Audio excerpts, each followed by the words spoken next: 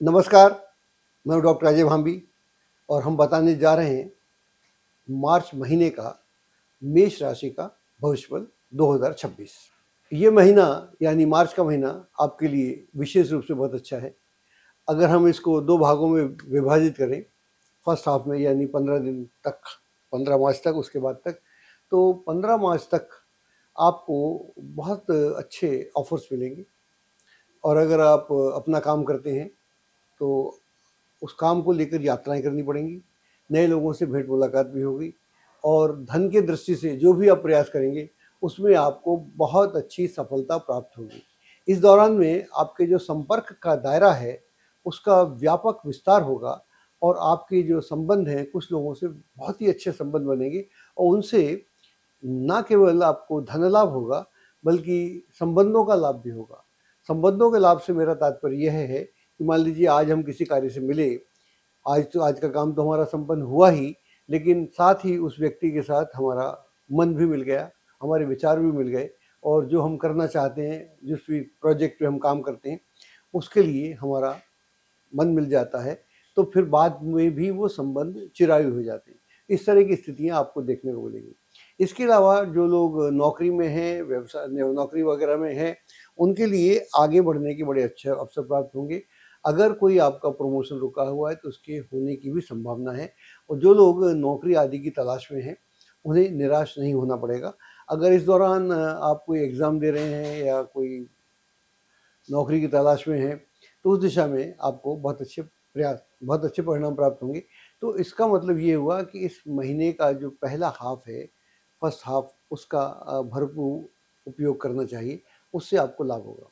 जैसे ही आप दूसरे हाफ में आते हैं यानी दूसरे पक्ष में आते हैं, 15 के बाद का, तो वहाँ पर कुछ ग्रह आपकी कुंडली से इधर-उधर हो जाएँगी। अब ग्रहों की हम ग्रह को ज़िक्र तो करते हैं, ये कुछ लोग बोलते हैं हमें ग्रहों से क्या मतलब, हमें तो परिणाम से मतलब, तो इसलिए मैं नहीं कर रहा हूँ। तो वहाँ पर क्या होगा कि वहाँ पर एक तरफ जहाँ पर कार्य बन रहे होंगे, वहीं पर दूसरी ओर व्यवधान भी आ रहे होंगे और जिन लोगों से आज तक आपके संबंध बहुत अच्छे थे, वही कहीं न कहीं आपके लिए रोड़े अटका रहे हैं या आपके लिए मुश्किल खड़ी कर रहे हैं या कुछ अप्रत्याशित लोग भी आ सकते हैं, जो आपको ऐसे ऑफ़र दें जिन ऑफ़र का कोई मतलब नहीं है, लेकिन आप उन ऑफ़र से अभिभूत हो जाएँगे या उनके पीछे लग जाएँगे तो उससे भी आपको हानि हो सकती है। तो इस बात का बहुत विशेष रूप से ध्यान रखना पड़ेगा।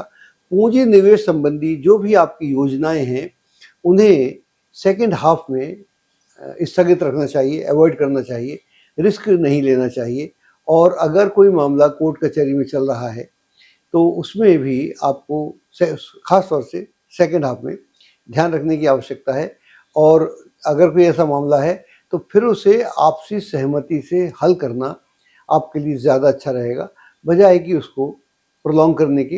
अगर आप प्रोलॉन्ग करेंगे तो फिर वो लंबित ही होता रहेगा और फिर उसमें से कोई परिणाम आपको आसानी से नहीं मिलेंगे। इस दौरान में कुछ आपसी लोगों के साथ मतभेद भी हो सकता है, परिजनों के साथ भी, मित्रों के साथ भी। ऐसी स्थिति को अगर अवॉइड किया जा सके तो मैं समझता हूँ बेहतर होगा। लेकिन कुल मिला के ऐसा कहा जा सकता है कि महीना बुरा नहीं है। इसका आप जितना लाभ उठाएँ उतना आपके लिए अच्छा रहेगा। यात्राएँ होंगी, नए लोगों से मुलाकात होगी, प्रेम संबंधों में खुशहाली देखने को मिलेगी और कुल मिलाकर धन का भी आवागमन बना रहेगा, यानी धन आएगा भी और धन जाएगा भी। तो हम समझते हैं यही प्रॉस्पेरिटी है। धन आता रहे, धन धन जाता रहे तो किसको बुरा नहीं लगता। धन सिर्फ जाता रहे तो मुश्किल हो जाती है। ध्यान रखिएगा, कुल मिला के यह एक बहुत ही सहयोगी मंत्र है।